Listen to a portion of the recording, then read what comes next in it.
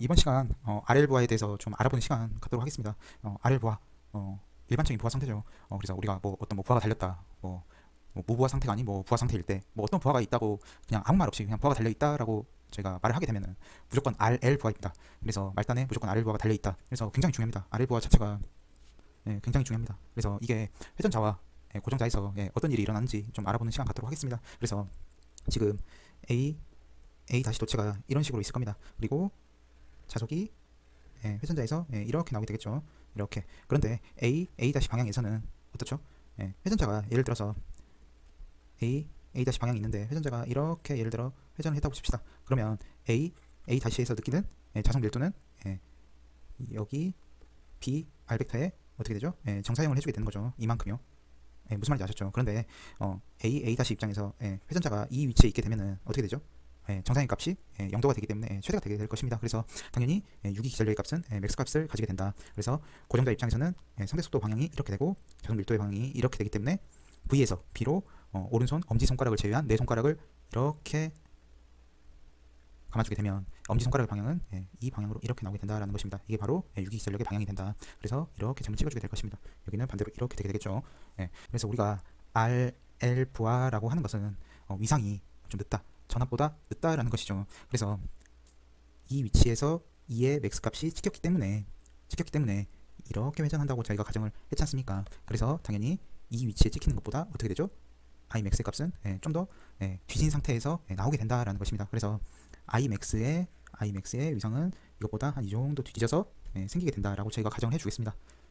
무슨 말인지 좀 이해가 되실까요? 그래서 이 상태에서 저희가 전기자 반작용으로 인해서 이 Imax 값보다 어떻죠? 90도 뒤진 만큼 90도 이렇게 뒤진 만큼 전기자 반작용이 생기게 된다라는 것입니다. 여기에 이게 찍혔으면 여기도 이게 이렇게 찍히게 되겠죠. 그렇죠? 그래서 이 방향과 이 방향을 이렇게 해서 오른손 앙페르 법칙을 취해주게 되면 어떻죠? 엄지손가락의 방향이 여기를 이렇게 가리키게 될 것입니다. 이걸 바로 BS 스테이터의 자속 밀도다라는 것이죠. 그래서 이런 식으로 이 벡터 값을 이렇게 평행 이동시켜주게 되면 BR과 BS를 더해주게 된다. 그래서 BR 더하기 BS를 해준 것이 B네트. B네트라고 하는 것은 우리가 말단에서 느끼게 되는 자속 밀도를 나타내는 것입니다. 그래서 BR이라고 하는 것은 우리가 회전자, 그리고 여기서 BS라고 하는 것은 전기자 반작용이다. 그래서 BR과 BS를 더해준 이 BR 벡터와 BS 벡터를 더해준 것이 바로 말단 전압 벡터에서 느끼는 자속 밀도를 의미한다라는 것이죠. 그래서 BR과 BS를 더했더니 B네트가 된다. 그래서 BR이 형성하는 것은 바로 유기 기전력이고 BS가 나타내는 것은 전기자 반작용이다. 그리고 B네트는 뭐다? 말단에서의 V 전압이다라는 것입니다. 그래서 BR은 바로 유기 기전력을 형성하고 BS 같은 경우에는 I 벡터 보이시죠? 여기 I 벡터에서 얼마만큼 뒤졌죠? I 벡터에서 이 I 벡터에서 90도만큼 뒤졌죠. 그래서 마이너스 J에다가 전기자 반작용 리액턴스를 곱해준다라는 것입니다. 이거를 더해주는 것이죠. 하지만 위상이 마이너스 90도만큼 차이가 나게 된다라는 것입니다. 그래서 BS가 이렇게 대응이 됩니다.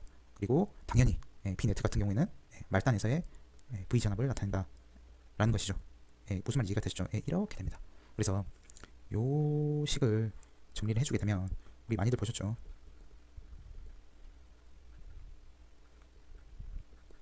이 식이 나오게 되는 것입니다. 무슨 말인지 아셨죠? 그래서 회전자가 이렇게 반시계 방향으로 이렇게 돌게 될 때 N극이 이렇게 형성이 되게 되죠. 자속이 이렇게 나오니까요.